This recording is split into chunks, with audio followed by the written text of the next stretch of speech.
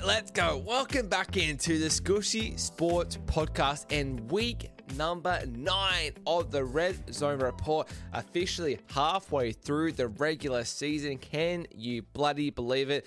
After the end of this week, we'll literally have 9 more weeks of the regular season to go. So unbelievable how quick the season flies by. It just feels like yesterday I was previewing Dallas at Philly, game 1 of the regular season, and I was watching preseason. I was watching these number 2s, these number 3s, even these number 4s play, just thinking, please, can we get the season underway? We need to see some proper football. We need to see some contested throws. Let's get the season underway, and now we are halfway through the regular season. It's just unreal how quick the season goes, but of course, I will be previewing 5 games for you in my best bets, 6 best bets so this week, and of course 6 player props for you this week. Last week in our best bets went 3-3, so we broke even, but the player props 6-0, a big 6-0 losses, sweep the board. Absolutely love it. My favorite segment of the week cashes in once again. So good to see. Of course, Redzone Report, we'll be previewing, as I said, my best bets and player props, my rapid rundown, previewing the other games for the week. I believe there's 9 other games. There's 4 teams on the bye this week. Giving you my SuperCoach update. Who should you trade? Who should you look at captaining? High break-evens or low break-evens? Who's getting traded out? Who's getting traded in? You'll find that later. On my Survivor picks, I got booted out of Survivor about 3 weeks ago now, when the Bills lost to the Patriots at home, which is devastating. But still doing the Survivor for you guys. I believe the Survivor picks I've given you are still winning, which is pretty cool. And we'll cap off the episode with my multi for the week with 5 legs. We were 1 leg short last week, which is bloody annoying. The bloody Atlanta Falcons. And of course, finishing off with my Hail Mary, 3 legs, 3 players to score 2 touchdowns each. Of course, guys, if you like the content and you like what you're seeing, don't forget to give it a massive like and a subscribe as well. Give me a rating on Spotify and the Apple Podcast as well, wherever you listen to your podcast. Does mean a lot, really does help boost the channel early on. Redzone Report is my favorite thing to record during the week. We have new podcasts out every Tuesday, Wednesday, and Thursday. Obviously, Redzone Report coming on Thursday. On Tuesday, we had our sort of Ashes and Pack Champs men's and women's game review. And then yesterday, we had our Scooshy Sports Report, bringing you your latest sporting news from around the globe. And of course, my women's player of the week, shout out to Alana King. All right, let's get straight into it. We have been killing these Thursday night games, it feels like. So the Friday games here in Australia, we cashed in on the Chargers -2.5 last week. That was the sweat-free winner, winning that one. I think they won 35-10. They absolutely blitzed it. And we're going to kick it off with the Ravens at the Dolphins. This one, Friday morning, 10:15 our time here. Ravens are on the road as a 7.5 point favorite with a total of 50.5. Nice and high to kick off your week. Lamar Jackson does look likely he's going to be back after all the confusion and the conundrum last week with him being in, full practicing, and then he's out.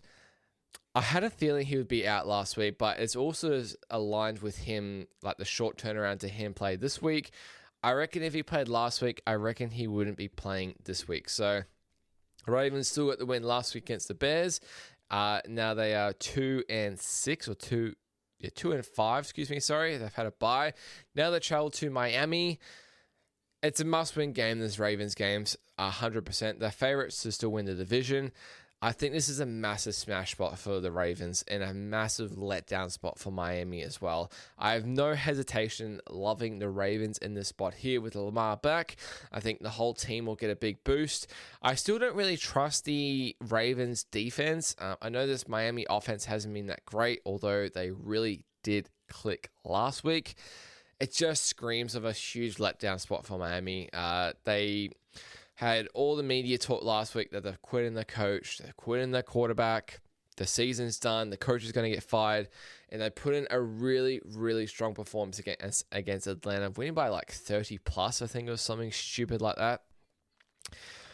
There's no way they can back that sort of performance up. Just screams of a letdown spot. Ravens need to keep winning, and I just think they'll be able to pile on the points against this Miami defense. Let's not forget, guys, this Miami defense, especially against the run, absolutely sucks. Conceding over sort of 130 yards per game on the ground. Obviously, Bijan Robinson really struggled last week against that defense, but I have no doubt Derrick Henry and Lamar Jackson will absolutely tear this defense a new one. I have no hesitation taking the team total on the Baltimore Ravens over 30.5, and we're getting odds of $1.95 on this one as well. That is my first best bet of the week. Ravens team total over 30.5 at $1.95. I think they can score 5 touchdowns in this game. Would not surprise me if they clock near 40 points in this game. I think this is a huge smash spot for the Baltimore Ravens and a huge letdown spot for Miami. Let's not forget, Miami off a win. They're still not a good team, and I believe they're coming up against a good team. I get it. Ravens don't have a good defense. That's why I'm not really trusting the -7. I'd rather just take the team total. I trust the offense. I don't trust the Miami defense. Ravens team total way over 30.5 to kick off your week. Let's have another Thursday night football cash. All right, heading on to the next game. Just had my coffee. And that is the San Francisco 49ers. I believe they're headed back west and then they're heading back east to play this game. They are playing on the road to the New York Giants. Monday morning here. We are now an hour ahead in the games now. It's not a 3 a.m. start here in Queensland. It's now 4 a.m., so 5 a.m. down south in Australia as well. And San Fran, as I said, I believe they are headed back home to San Fran, now heading back east for this game after just playing Houston. San Fran are anywhere between a 2.5 to 3 point favorite in this game, which is quite interesting. With a total of 48.5, it has been hugely steamed. This did open with the Giants at Giants at -3, San Fran at -3, total of 44.5. So you can see how much this total has been steamed up. It's not really like an injured player theory where like a running back like Cam Scatterbo has such a massive impact on this team that him getting injured like sort of decreases the value of the Giants. He's just a running back at the end of the day. Tyron Tracy will come in and he'll be fine. Devin Singletary will be there as well. These two I don't think they'll have any problem running the ball in this one here. I don't trust this 49ers defense whatsoever. It was a reason why I took the over between them and the Falcons a couple weeks ago now, and it was a big reason why I ended up actually being on the Texans last week. This San Fran defense is absolutely buggered since Fred Warner's gone, since Nick Bosa's gone. I believe they have another injury in their safeties as well. They are so banged up. They are so banged up in the secondary there. A lot of their games, if they're going to contest in their games, are going to have to be sort of shootout sort of games. Hence the total of 48.5. Let's not forget, this Giants offense, it's still cooking. Like Jackson Dart's still throwing the deep ball. They still scored relatively well against Philly last week. The defense was just nowhere near par. Similar to the Ravens game, like I don't want to have to trust their defense. I know, I get it. They've generally got a good rush defense to try and stop like McCaffrey, but I don't want to have to rely on that. I just want to keep relying on this Giants offense to keep doing what it's doing. And I want to keep fading this 49ers defense for as long as I can. Same deal. I feel like we're getting a really good number on the Giants here this week. The team total, 23.5. 2 touchdowns, 3 touchdowns and a field goal. Seems very achievable against this defense. I think with Cam Scatterbo, I think even though this line makes no difference with him being injured, I think they'll be really up for it because he was such a spiritual player in this team. Even though he's a rookie, he added so many good vibes to this team, especially to the crowd as well. I think the crowd would get really behind them. I think Jackson Dart would really want to put in a strong game for him as well. And I can really see this Giants offense having a day out. I don't think they'll have a problem getting to 24. If they don't get to 24, it's either a disaster game by the Giants, in my opinion, or a really strong performance by this 49ers defense. This 49ers defense already had that strong performance the game after Fred Warner got injured, and that was with Bijan being horrible. As I said, I really trust Jackson Dart at the moment. With the deep ball, he put 32 points on Denver. They've got a really good defense. And now they put 20 plus still on the Eagles last week, excuse me. I really like him this week. Giants team total over 23.5. You'll see a little bit of a trend sort of this week for my bets. A lot of favorites and a lot of overs this week, it seems. Giants team total for me over 23.5 for your second best bet of the Red Zone Report. Moving on to a NFC North matchup. These are always really, really good. Minnesota Vikings off the hammering against the Chargers in LA last week off a mini bye now, and playing a team off a bye, the Detroit Lions. This is in Detroit. This is also Monday morning in the morning slot. Lions are a really heavy favorite. They're 8.5 point favorites in this one with a total of 48. Lions also opened with a line of 8.5, a total of around 47.5. It's unconfirmed who's going to be starting at quarterback for the Vikings this week. Wentz is on IR, season-ending surgery. Most likely will be JJ McCarthy making his return since week 2. So he's had good 6 weeks off. And for this one here, you've got to expect points. The Lions off a bye, they've eclipsed sort of 30 points. I believe it's the last 11 out of 13 years, which is crazy record. I'm going to keep backing that. I love the full game overs in this one here. I love the Lions to still put up 30 plus against the Vikings defense. They did it twice last year against this Brian Flores defense, scoring 30 and 31. And I think if the Vikings, if they stay in this, they have to play catch up. They have to sort of stay in it. They have to throw the ball really well. This Lions defense is banged up. I get it. They've had a week to sort of recover, but they even got more banged up against the Buccaneers 2 weeks ago on Monday Night Football. And can you just turn around a defense like that in just 1 week off a bye? I don't think so. I can definitely see some garbage points happening in this one here near the end of it. JJ McCarthy, he's going to have to throw to his main man, Justin Jefferson, in this one here. I really like Amon-Ra St. Brown in this matchup here as well. You may see a prop later on. There should be just points. Like, weather doesn't affect this game. They both play indoor stadiums. They're both used to playing indoor. They're both used to playing each other as well. It's always a big game between these two sides. I can see some points happening in this game. JJ McCarthy back, QB1 for the Vikings here. Over 48 in this one here. Was 47.5, but I'm happy to take the 48 as well at odds of $1.90. Can see this game into the 50s. Lions score 30 plus, and the Vikings, to keep up, they're going to have to score 20 plus as well. I can see the Vikings score 20 plus against this defense. Give me the over 48 for bet number 3. All right. On to the next game in the same slot as well, and that is the high-flying 6-1 Indianapolis Colts. Shocking everyone at the moment. Shocking everyone. Heading to the Pittsburgh Steelers off that emotional home loss in primetime against Green Bay. Not a good performance.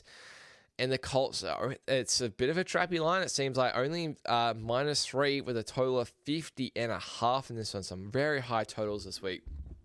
This one open with the Colts just a -2.5, a total of 48.5. So we're seeing a little bit of Colts money and nothing but over money for this game. And call me square, I just don't care in this game. The Colts are rolling, and the Steelers defense just sucks. So I've actually got 2 best bets for you in this game here, which is cool to see. Doesn't happen very often. I love the Colts in this situation here. Just to win by more than a field goal, I've actually got -2.5 in my pocket. I would still take the -3. If they win the game, they win the game by at least a field goal in this game here. They've scored 30 plus points, I believe, in 6 of their 7 games now. I think the only one was, or maybe 5 out of 7. I think the only 2 was against Denver and against the Rams. Their offense is absolutely cooking at the moment. And now they're coming up against the Steelers defense, which was projected in the preseason to be very good. It is very bad. Very, very bad. It got absolutely torched against Jordan Love last week. It's been torched many times before that. Even the Jets in week 1 torched them. it's just like there's just gaping holes everywhere. And now you've got the best offense in the NFL coming to town. How is this defense just going to get fixed overnight or in 1 week? I just don't see it. I love the Colts in this sort of spot to keep rolling here to go to 7-1. Danny Dimes, he's got it on a dime. Indiana Jones, he's going to be able to put up 30 plus for this team. And same thing, I don't think this Colts defense is amazing. And I think same deal if Aaron Rodgers has to keep up. They're going to have to throw the ball more. They're going to have to score 20 plus. I can see them scoring 20 plus. I could see this game being like a 37-27 sort of scoreline. I don't think it'll be a massive blowout by all means. I think this game still goes way, way over. The Steelers defense is no good at all.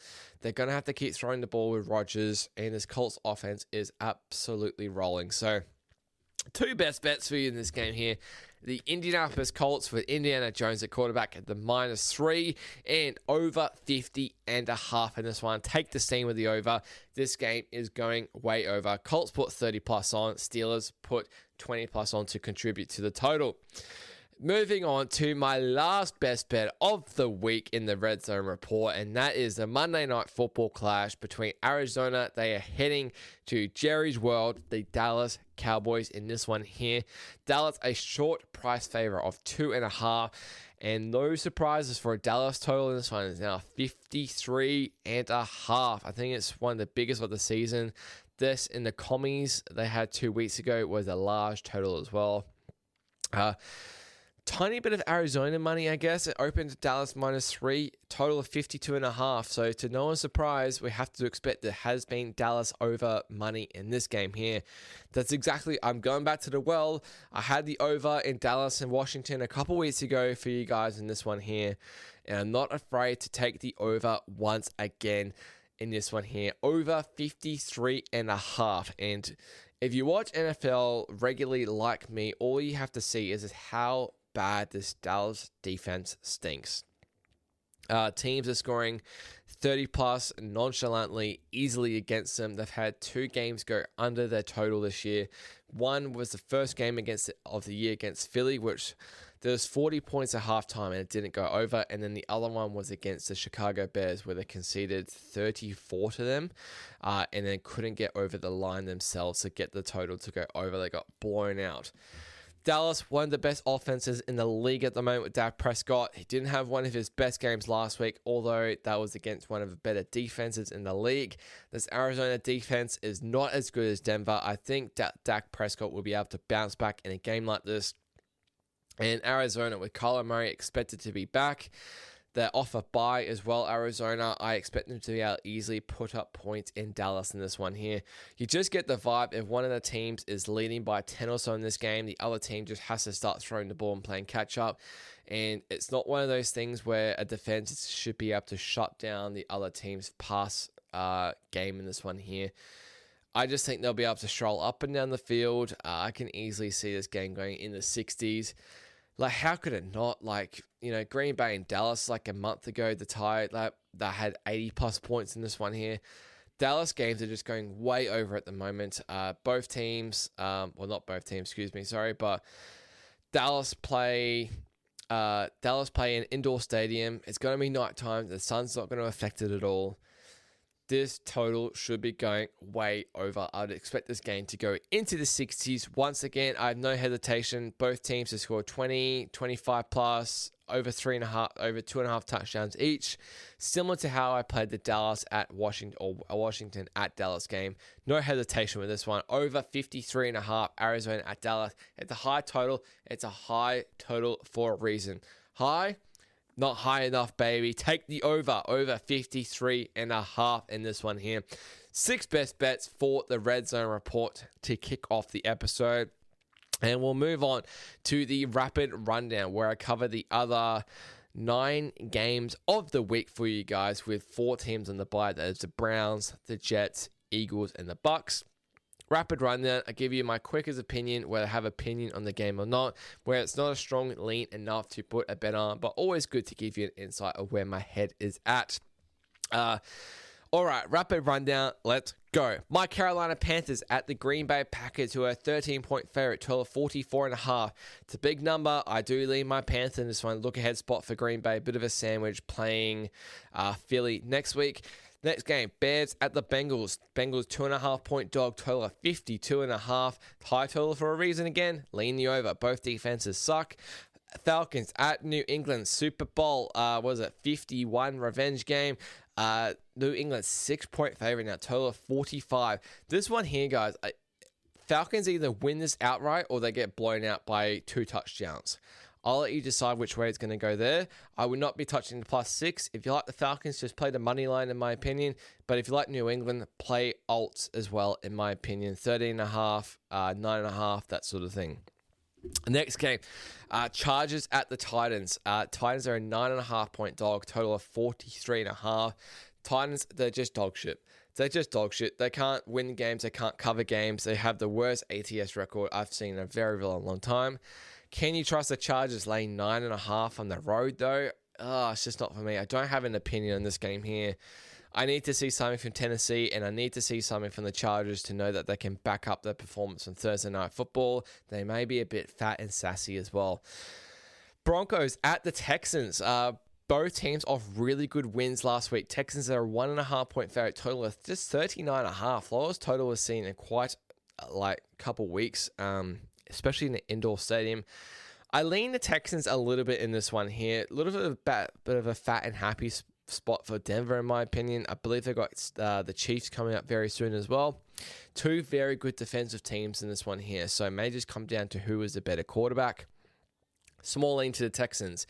Jags at the Raiders. Raiders are +3, heading to +3.5. Total of 45.5 in this one here. Bit of a gross game, this one. Raiders off the bye. So is Jags off that smashing in London. Lean to the Raiders in this one. Also, they're over. There has been some over money. Both defenses aren't great. I can definitely see if the offense is clicked. I could definitely see some points happening in this one. I just don't want to rely on Geno Smith. He's just been crap. He's just been shit. They just signed Tyler Lockett, though. They've played together in Seattle. It's a bounce back spot for the Jags. I don't know. Small lean to the Raiders, small lean to the over in this one here. Game of the week by an absolute country mile. Kansas City Chiefs at the Buffalo Bills. Bills are a 2-point dog at home. Total of 52.5. And I'll just let you know. Hang on. How's on coffee? These teams have played 8 times since 2021. 4 times in the regular season, 4 times in the playoffs. Bills, 4-0 in the regular season. Chiefs, 4-0 in the playoffs. That's a lot that you can take away from that in regards to how teams play in the playoffs and regular season. I have a small lean, funnily enough, to the Bills, despite me wearing my Mahomes jersey today. The Bills always get up for this game, always in the regular season, and they always seem to get the job done. I have no doubt at home they will be able to get the job done as well. Small lean to the Bills. I'm very, very close to a bet on that game. Very, very close. And the last game on Monday Night Football, and that is Sunday Night Football is Seattle heading to Washington in this one. Washington plus 3.5-point dog with a total of 46.5. I believe that is a Jaden Daniels line in that one. He's starting. Probably expect that one to go to 4.5, closer to 5 if Marcus Mariota starts again. This is an absolute must-win game for Washington. If they keep their season alive somewhat, they can't afford to go. They have a very poor record, like they're 2-6, I think, at the moment. They can't afford to go any worse than that. I've got to lean Washington in the spot. It's a must-win game. It's a last-ditch effort. Prime time at home. It may look to like a first half play for Washington maybe in this one here, but it's not a big lean enough for me to play that one there. That is my rapid rundown for you guys there, giving you my leans for the other 9 games of the week there.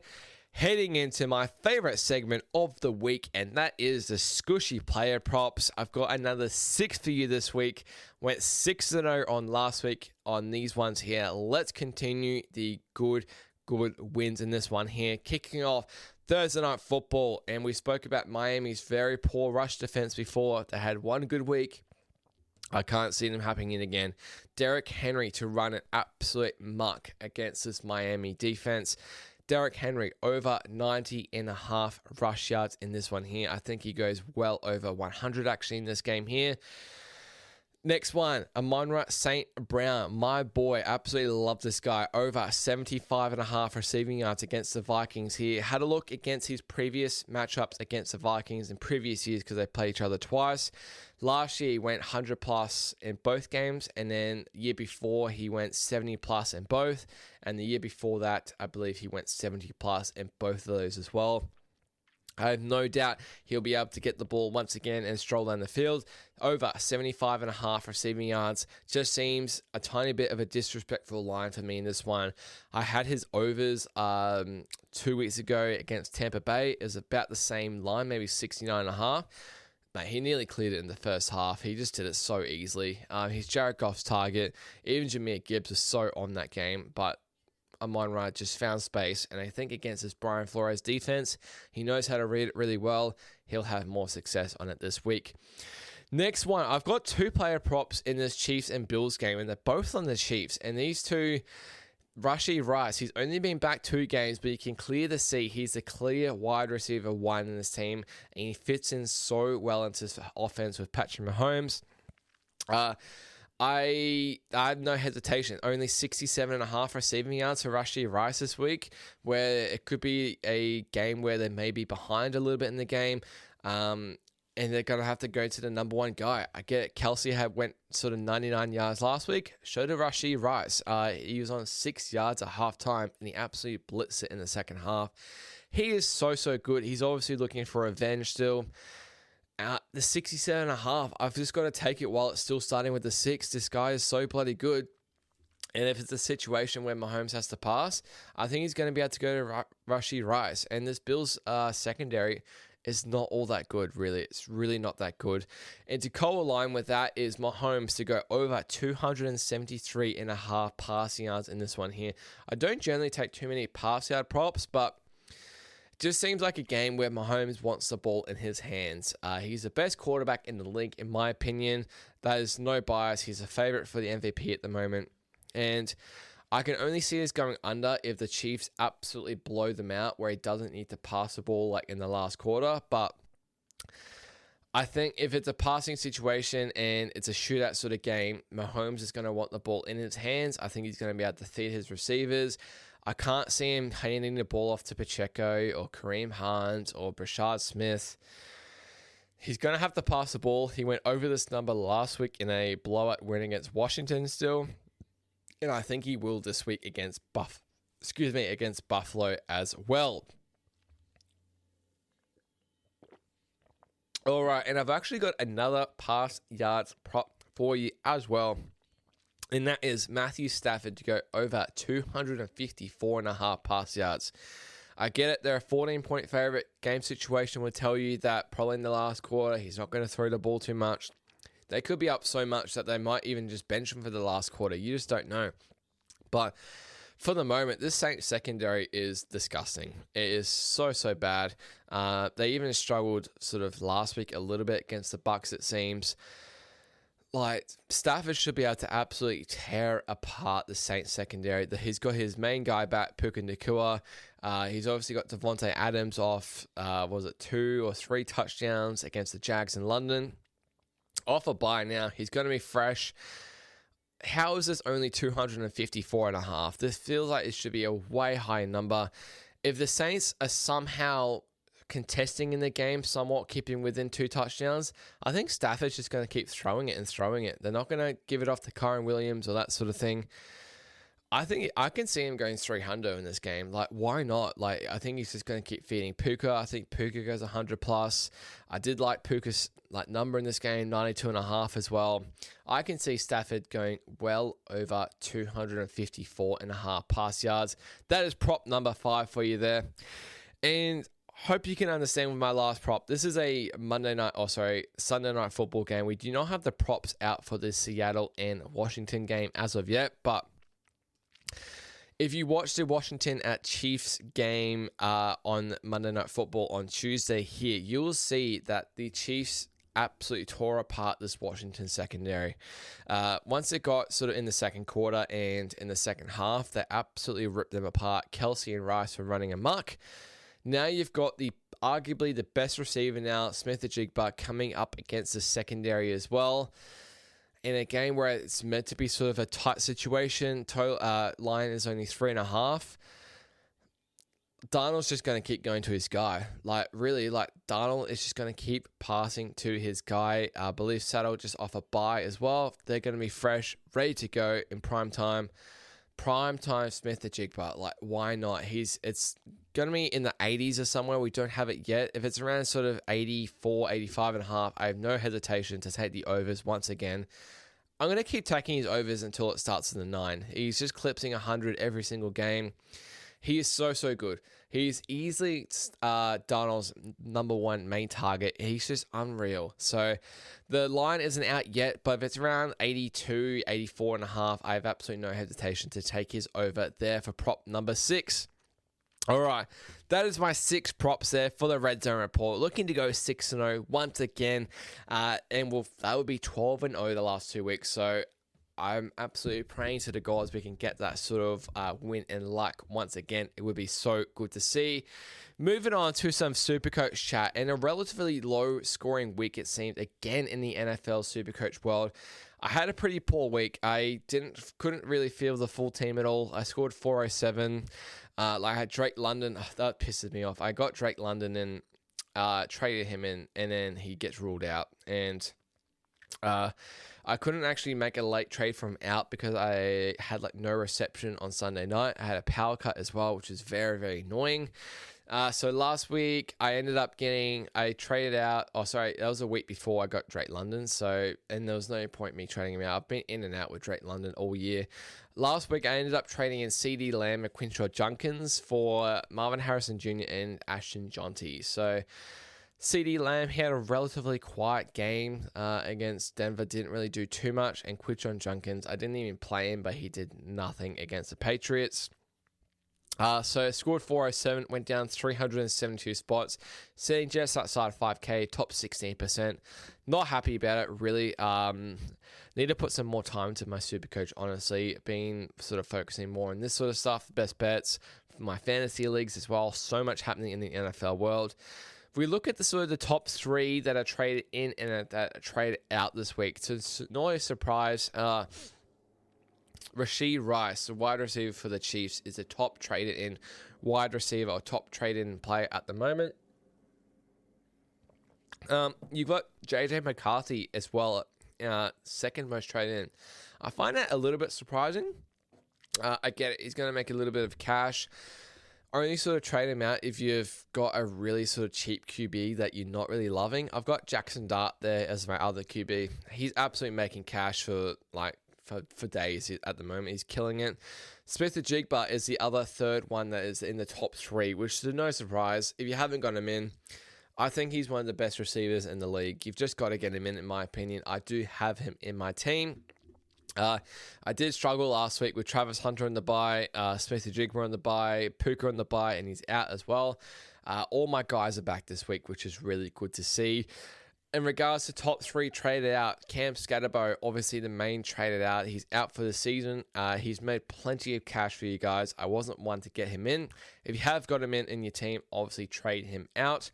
George Pickens is second most traded out, which is quite interesting. He has a little bit of a higher break even. Obviously CD is back now. This guy is still so talented. He's still getting plenty of the ball. He still went, I think, 75 receiving yards last week against Denver. Now he's got a good matchup against Arizona at home in primetime. We're not surprised when he had a decently pretty good game in this one as well. And the Miami tight end, Darren Waller, is the third most traded out. I did not end up getting Darren Waller in. I thought it was a massive trap. He had 2 good games in a row for Miami. And Miami is still not a good team. I just can't trust a receiver at the moment, whether it's receiver or tight end, to score consistently, especially in a bad offense like Miami does. Break-evens wise, the lowest break-evens for the week, Jacoby Brissett, minus 40 break-even, which is unreal. Obviously, would not be trading him in with Kyler Murray back. But makes sense. JJ McCarthy, minus 35 break even. It's going to make some cash for you guys. If you're that desperate for cash, obviously get him in. I just think there's just better options or better trades that you can make this week. Unless you've got a quarterback that really does need training out, I would not be getting JJ McCarthy. He's not really showing any signs that he's going to get you good SuperCoach scores either, and how often you play him as well. The big one as well is Odunde Gadsden, the rookie tight end from the Chargers, minus 31 break even. Not someone I've got in or considered. He is absolute cooking at the moment. I can't see that him slowing down either. He looks really good. If you are struggling for a tight end, if you're obviously trading at Waller, I would be getting in Gadsden. In regards to higher break evens this week, obviously I can finally talk about Lamar's break even of 83. If you are a Lamar, I can't imagine if you're a Lamar owner, you're still owning unless you've held for that long. I would be waiting until this cash drops for sure. I'll probably be looking in a couple of weeks, honestly, to go Jackson Dart to a Lamar Jackson or something like that, just for like a straight swap, which is really cool. Just let his cash sort of drop a little bit.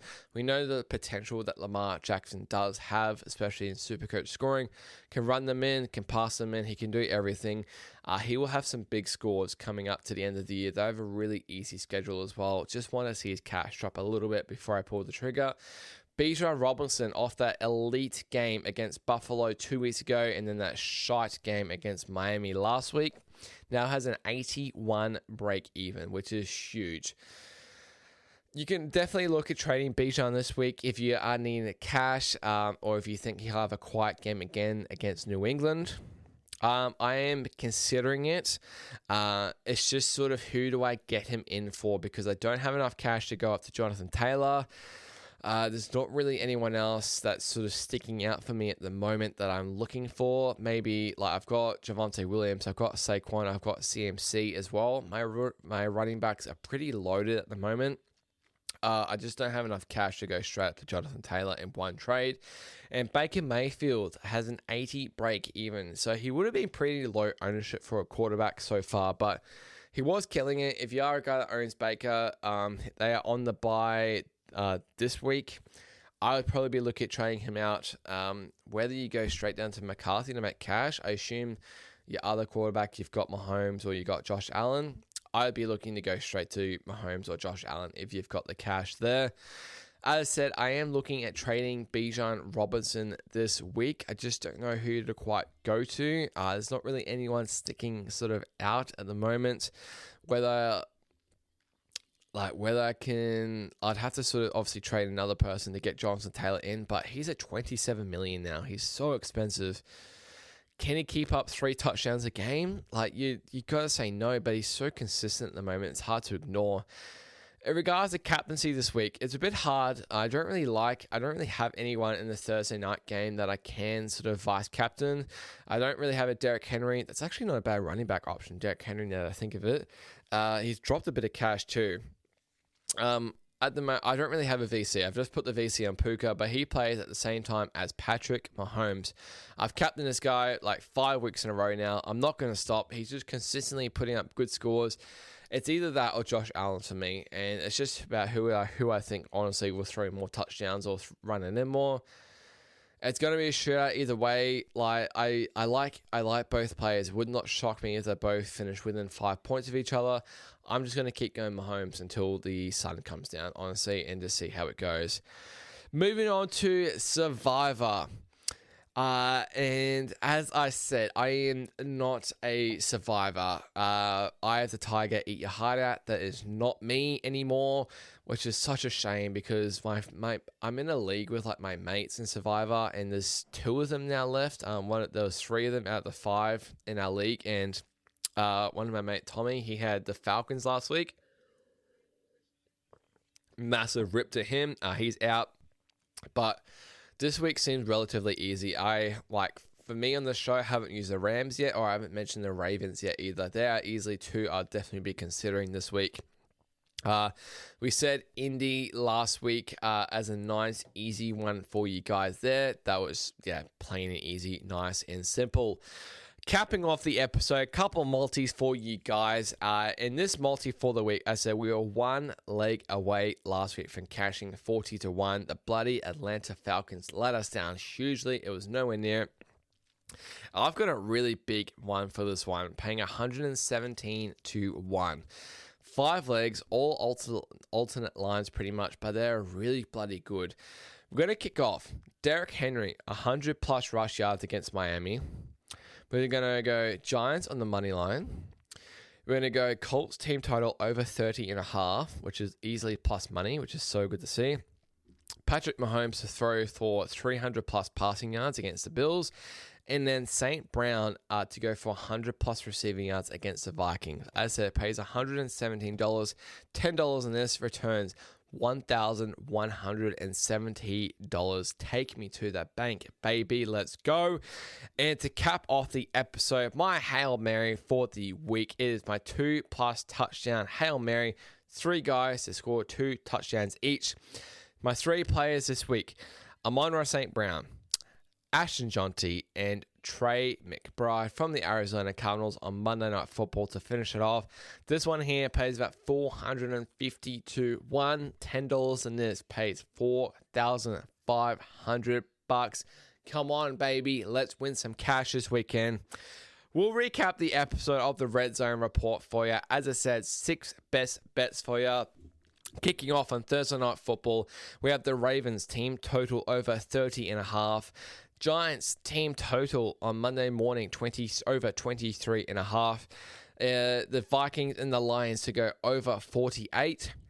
The Colts and the Steelers, I like the Colts minus the 3 and the total to go over the 50.5. And finishing off on Monday Night Football, Arizona and Dallas take the steam with the over 53.5. My player props for you guys this week, Derrick Henry to go over 90.5 rush yards. Amon-Ra St. Brown to go over 75.5 receiving yards. Rashee Rice to go over 67.5 receiving yards, combined with Patrick Mahomes in the same game to go over 273.5 passing yards.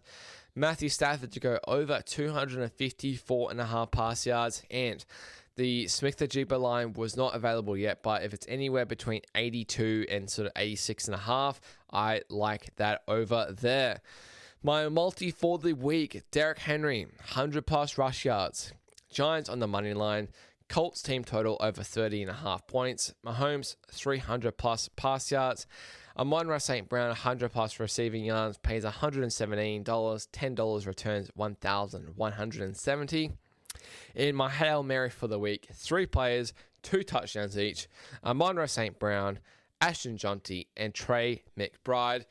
That will do it for the Redzone Report in week number 9, guys. As I said, halfway through the regular season, I appreciate so much of the support I've gotten with this show.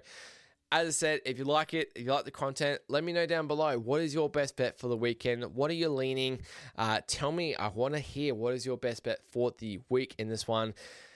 That'll do it for this week's episode. Remember to give me a big like and subscribe. Follow my socials at Scooshy Sports as well.